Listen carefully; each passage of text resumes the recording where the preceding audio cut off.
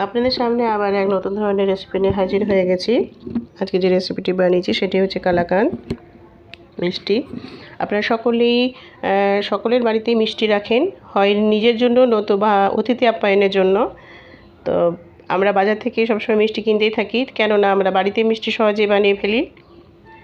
দেখুন আমি কী করে মিষ্টিটা বানিয়েছি।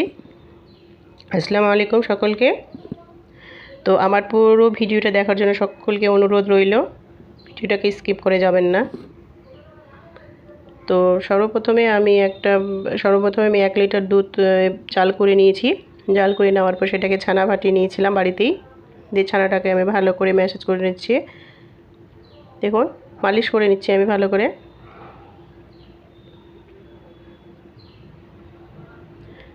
মোটামুটি 6-7 মিনিট মালিশ করতে হবে। যেহেতু ছানা ফাটানোর পরে একটু গোটা গোটা হয়ে থাকে, ওই ছানাটাকে হাত দিয়ে মালিশ করলে ছানাটা অনেকটা সফট হয়ে যায়। তাই আমি মোটামুটি 6-7 মিনিট ছানাটাকে মালিশ করে নিয়েছি। আর অবশ্যই আপনারা ছানাটাকে হাতে তালু দিয়ে মালিশ করে নেবেন, তাতে খুব তাড়াতাড়ি সফট হয়ে যাবে।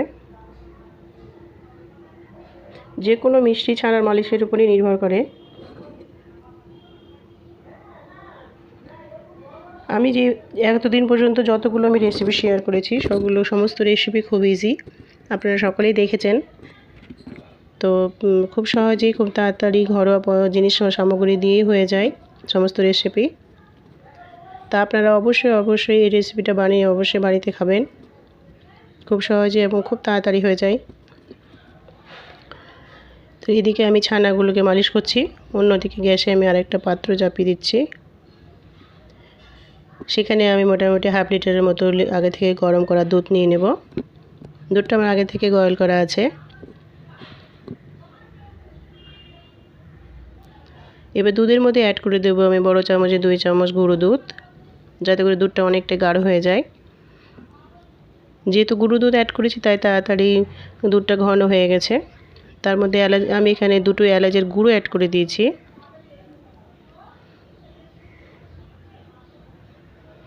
আর অ্যাড করে দিয়েছি এখানে আমি 1 কাপের মতো চিনি। এখানে আমি গুঁড়ো চিনি অ্যাড করেছি। দিয়ে ভালো করে নাড়তে থাকবো। নাড়তে যে ছানাটা আমি মালিশ করছিলাম সে হয়ে গেছে। এবার ছানাটাকে আমি তার সাথে অ্যাড করে দেবো। দিয়ে আবার ভালো করে নাড়তে থাকবো। নাড়তে দেখুন একটা পর্যায়ে এসে অনেকটা কমে গেছে, দুধটা টেনে গেছে। এবার একটু আমি ঘি অ্যাড করে দিলাম। আর আমি আরেকটা জিনিস অ্যাড করেছি, সেটা হচ্ছে একটু অল্প হালকা করে গুঁড়ো দিয়ে দিয়েছি, কালারটা একটু ব্রাউন নিয়ে আসার জন্য। এবার দেখুন প্যান থেকে ছেড়ে আসছে। এবার আমার হয়ে গেছে। দিয়ে আমি ছোট্ট একটা প্লেটে সেট করে নিয়েছি। যেহেতু আমার ছানার পরিমাণ কম ছিল সেহেতু ছোট একটা প্লেটেই সেট করেছি আমি। তা আপনারা এভাবে নামিয়ে নিয়ে ভালো করে সেট করে নেবেন চেপে চারিপাশে। আমি হাত দিয়ে গরম হয়েছিল তাই পরে হাত দিয়ে একটু ভালো করে সেট করে নিয়েছি। এবার 2 ঘন্টা পরে আমি ওটিকে কেটে নেব। আপনারা যে কোনো শেপে কাটতে পারেন। খুব সহজে খুব চটজলদি বানিয়ে নেওয়া যায়, কোনো ঝামেলা নেই। আর বাড়িতে আর দোকানের মধ্যে কোনো পার্থক্য নেই। একই খেতে, একই টেস্ট, একই মিষ্টি, শুধু আমরা দোকান থেকে কিনে নিয়ে আসি, এটা বাড়িতে বানানো। তো কেননা আমরা বেশি দামে বাজার থেকে না নিয়ে এসে বাড়িতে সহজেই বানিয়ে ফেলি। বাড়িতে আমাদের সবসময় মিষ্টি রাখতেই হয় নিজেদের বাচ্চাদের জন্য, নিজেদের জন্য বা যে কোনো গেস্টের জন্য।